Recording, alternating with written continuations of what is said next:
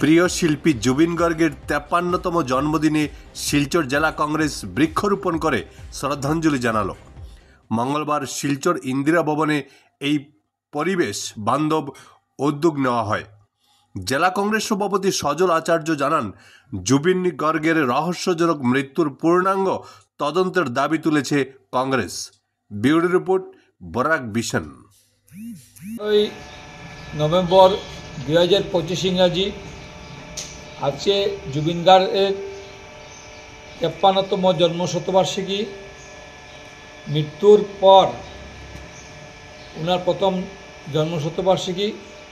আসাম প্রদেশ কংগ্রেস কমিটির সভাপতি গৌরব গগৈর নির্দেশক্রমে আমরা সমগ্র আসামে জেলা কংগ্রেস কমিটিতে আমরা আজকে বৃক্ষরোপণ করেছি, যেটা নাহার গাছ এবং প্রত্যেক বুথে, প্রত্যেক মণ্ডলে, প্রত্যেক ব্লকে আজকের দিনটি আমরা জন্মশতবার্ষিকী উদযাপন করছি। এবং জুবিন গার্গের আজকে প্রকৃতিতে আমরা মাল্যদান করেছি, পুষ্পস্তবক দিয়েছি।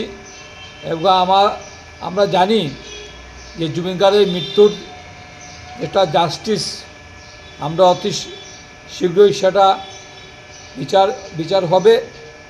এবং আমাদের আসাম প্রদেশ কংগ্রেস কমিটির সভাপতি সম্মানীয় গৌরব গগৈজি, উনি সিবিআই ইনকোয়ারি চেয়েছেন। আমরাও কংগ্রেসের প্রত্যেক কংগ্রেস কর্মীরা, প্রত্যেক জেলার আমরা কমিটিরা, আমরা জুবিন গার্গের মৃত্যুর রহস্যটা কী এখনও সেটা আমাদের প্রকাশ্যে আসে নাই।